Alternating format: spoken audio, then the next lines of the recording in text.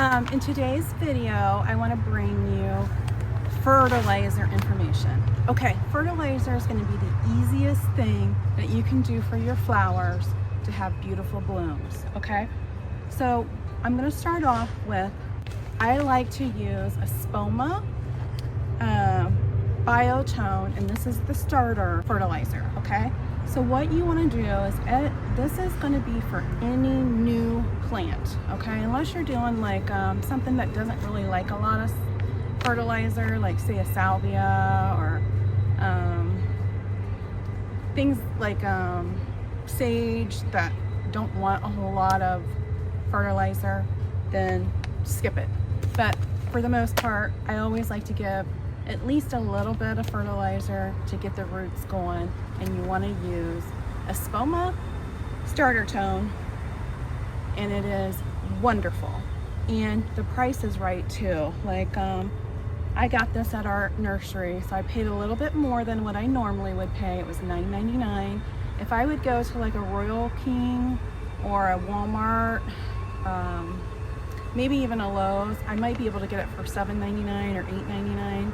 I know our Royal King is very, very inexpensive when it comes to this Espoma, but the reason I got it at my nursery was because they had everything I needed.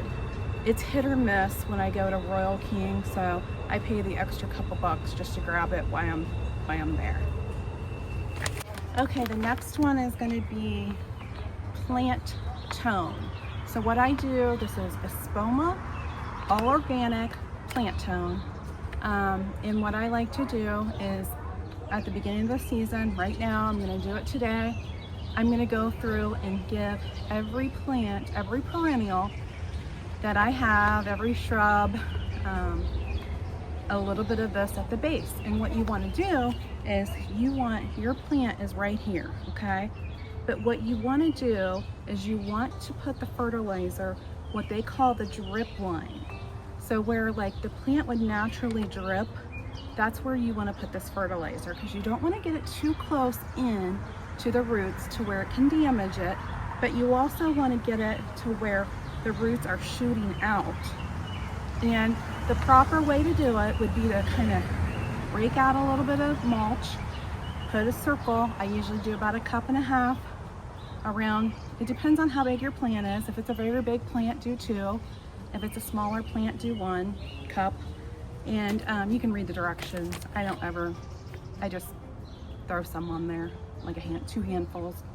And this will get your existing plants ready for the season. Okay, so the next one I want to talk about is holly tone, okay?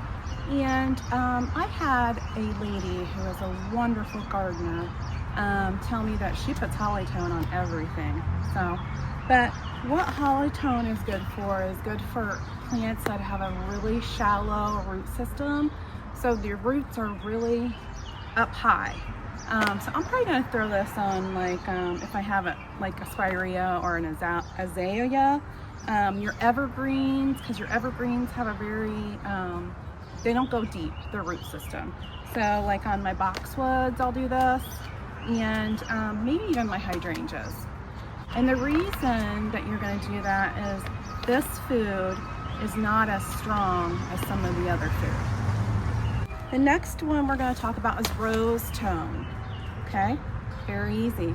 This is going to go on your roses, you guys. I'm a little late. I feel like my roses could have used this about 2 or 3 weeks ago, but it's never too late. And we're going to go, and I want to show you how to fertilize your roses. Come join me. So this is the rose tone from Bio-tone, and this rose here is a David Austin rose called Scepter de Isle, and it is gorgeous. I'll have Nikki put a picture of it up on the screen. What we're going to do is I'm just going to use my foot to move some of this dirt away from the base.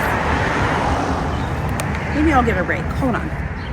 Break some of this mulch away from the base.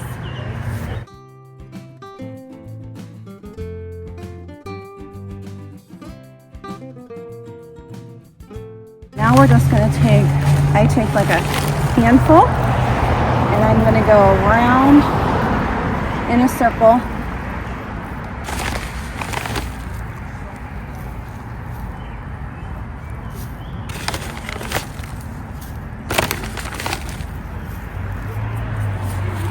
And there you have it.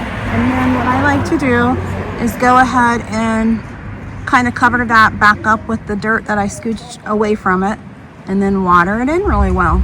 Okay, this is my beautiful knockout rose. And while I'm right there, I'm going to get rid of those wild violets.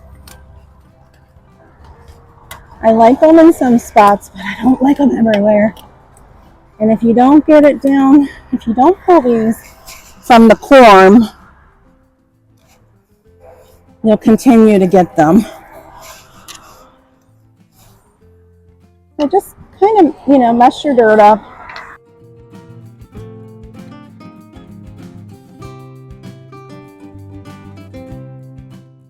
And easy breezy, I'm going to put some fertilizer on this, and then I'm going to go do the rest of my roses. Okay, it's very, very important to get in there and get that fertilizer going, especially if you're don't have rain on for the season. You know that with this motorcycle gang.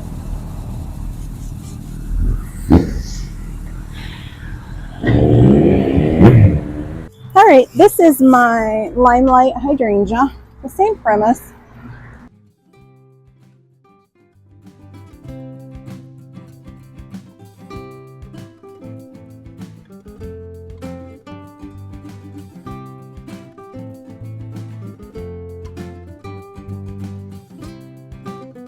I had to show you guys this. It's my yarrow. It's a yellow yarrow. And I love it because this piece of yarrow came from my late mom's garden before she passed away. And it's starting to bloom up really, really pretty. And then I wanted to show you my irises, the yellow and the purple.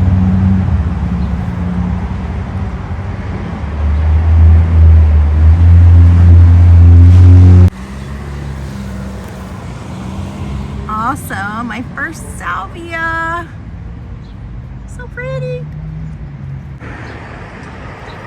The snowbound spirea is starting to bloom.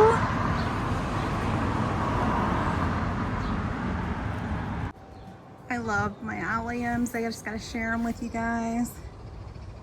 I just keep getting more and more every year. And then over there, past the alliums, is my irises and my lilac.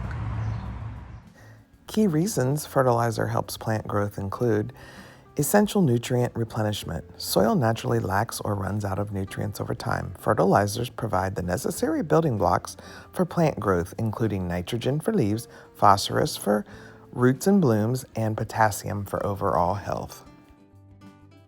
Nitrogen promotes rapid leaf and stem growth.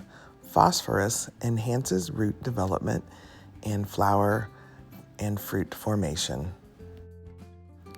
Potassium improves disease resistance and helps plants withstand drought. Boost plant health. Just like vitamins, fertilizers allow plants to grow stronger, healthier, faster, especially in poor quality soil.